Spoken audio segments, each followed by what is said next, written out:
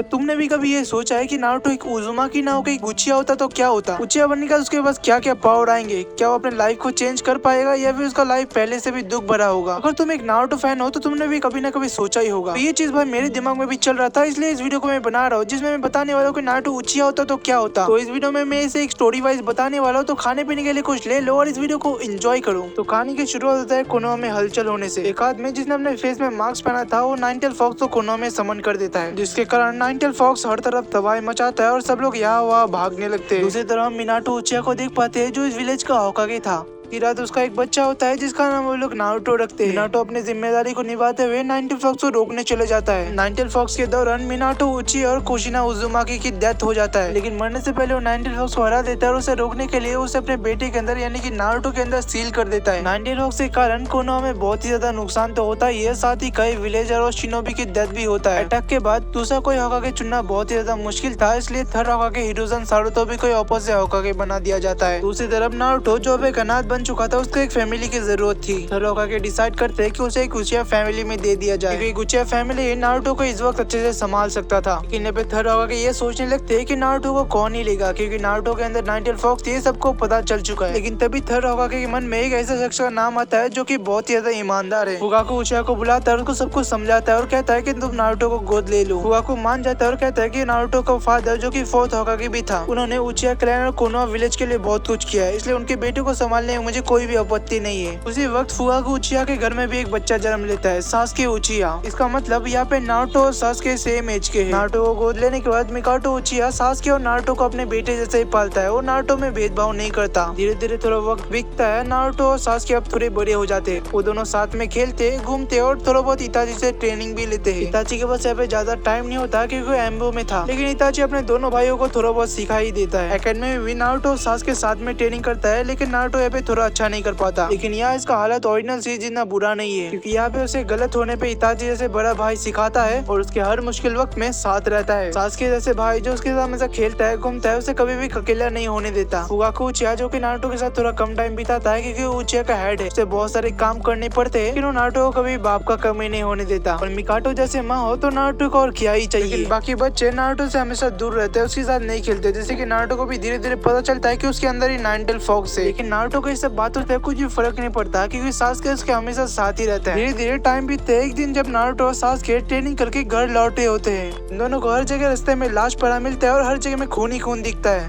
जिसके कारण दोनों बहुत ही ज्यादा डर जाते हैं और अपने घर की तरफ भागने लगते हैं। वे लोग इताची को देखते हैं जिसके हाथ में शॉट था और उसके सामने उसके पेरेंट्स की लाश पड़ी होती है। सासुके समझ जाता है कि इताची ने सबको मारा है और उसके पेरेंट्स को भी इताची ने ही मारा है। नारुतो रोते रोते इताची से पूछता है कि तुमने ऐसा क्यों किया। इताची उन दोनों को सुकियोमी का इस्तेमाल करके अपने पेरेंट्स का डेथ ऑपोजिट से दिखाता है, क्योंकि इताची चाहता था कि दोनों बहुत ज्यादा पावरफुल बने और इस काम के लिए उसे वो लोग सजा दे। इताची वहाँ से जाने लगता है, लेकिन सासुके उसका पीछा करता है और उस पर हमला करने की कोशिश करता है, लेकिन इताची उसके हमले को आसानी से रोक लेता है। इताची जब सासुके को देखता है तो उसकी आंखों में उसे शारिंगन दिखाई देता है। सासुके का शारिंगन गुस्से और नफरत के कारण एक्टिवेट हो चुका था। दूसरी तरफ नारुतो भी अपना कंट्रोल खो देता है और उसके बॉडी में पूरी तरीके से कोरोमा का चाकरा फ्लो होने लगता है। इताची पहले सासुके को हराता है, फिर वो नारुतो को रोकने को जाता है। नारुतो काफी तेजी से इताची की तरफ बढ़ता है और वो अपने कंट्रोल में भी नहीं था। इताची उसे रोकने को जाता है, लेकिन नारुतो का मूव काफी ज्यादा फास्ट था। इताची को अपना शारिंगन ऑन करना पड़ता है, उसी वक्त नारुतो को हरा देता है। नारुतो की आंखों में भी उसका शारिंगन दिखता है। नारुतो का शारिंगन अभी एक्टिव हो चुका था। इताची उन दोनों को ये बोल के चले जाता है कि तुम दोनों काफी कमजोर हो, तुम्हें और भी ताकतवर बनने की जरूरत है, इसलिए मैं तुम्हें यहाँ पे छोड़ दे रहा हूँ। नारुतो काफी ज्यादा चाकरा का इस्तेमाल करने से वो वहाँ पे बेहोश हो जाता है। सासुके पूरी तरीके से ठान लेता है कि वो इताची से बदला लेगा और उसे मार देगा। फिर धीरे धीरे वक्त बीतता है। नारुतो और सासुके एक ही अपार्टमेंट में रहते हैं। उन लोगों का ट्रेनिंग और भी ज्यादा खतरनाक हो जाता है। वो लोग दिन भर बस ट्रेनिंग ही करते रहते हैं और अकेडमी में भी किसी से ज्यादा बात नहीं करते। अकेडमी कंप्लीट करने के बाद उनका एक टीम बनता है, टीम 7, जिसमें होता है साकुरा, सासुके और नारुतो,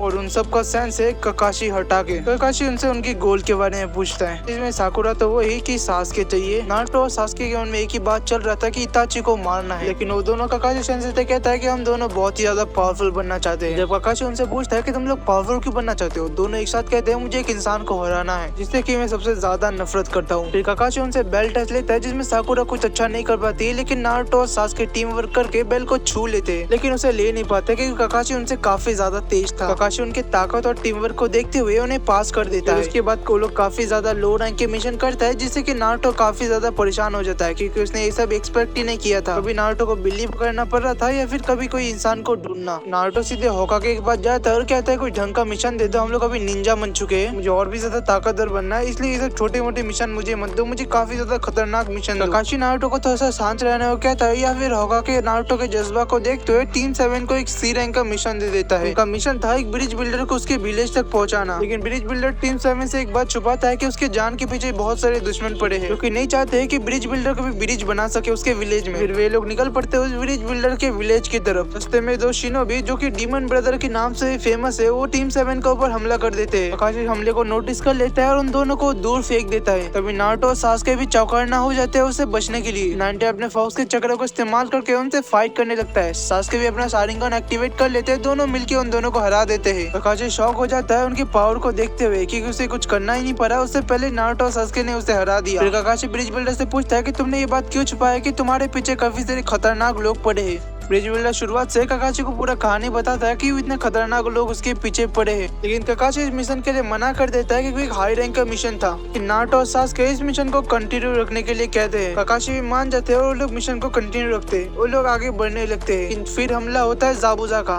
जाबुजा वहाँ पे आ जाता है और उन लोग भी हमला करने लगता है। नारुतो भागते भागते जाबुजा को मारने के लिए जाता है, लेकिन काकाशी उसे रुकने के लिए कहता है, लेकिन नारुतो ये नहीं सुनता और जाबुजा को अटैक करने जाता है। जाबुजा उसके हमले को आसानी से रोक लेता है और नारुतो को दूर फेंक देता है। काकाशी नारुतो और सासुके से कहता है तुम इन लोग से थोड़ा दूर रहो, ये पहले दो बंदे से काफी ज्यादा पावरफुल है। जाबुजा अब काकाशी से लड़ना चालू कर देता है। वो काकाशी को कहता है पहले मैं तुम्हें हराऊंगा फिर सबको मार दूंगा। काकाशी कहता है तुम मेरे रहते कभी नहीं कर सकते। इन दोनों का बहुत ही खतरनाक फाइट होता है जो कि नारुतो और सासुके भी देख के शॉक हो जाते हैं। जाबुजा काकाशी के ऊपर थोड़ा सा भारी पड़ता है, फिर काकाशी अपना शारिंगन एक्टिवेट करता है। ये देख के नारुतो और सासुके हैरान हो जाते हैं क्योंकि एक शारिंगन तो सिर्फ उचिया के पास ही हो सकता है, तो ये काकाशी सेंसेई के पास कैसे आया। वे दोनों यही सोचने लगते हैं। काकाशी जाबुजा के मूव्स को उससे पहले ही कॉपी कर लेता है शारिंगन के इस्तेमाल से और उसे हरा देता है। इससे पहले काकाशी उसको मारता जाबुजा वहां से भाग जाता है। काकाशी का यहाँ पे बहुत ही ज्यादा चाकड़ा यूज हो जाता है, इसलिए वो थक जाता है। ये सब लोग ब्रिज बिल्डर के घर पे रुकते हैं। नारुतो और सासुके वहाँ पे काकाशी से कुछ और भी ट्रेनिंग लेते हैं। दूसरी तरफ हम एक आदमी को देख पाते हैं जिसका नाम काटो था।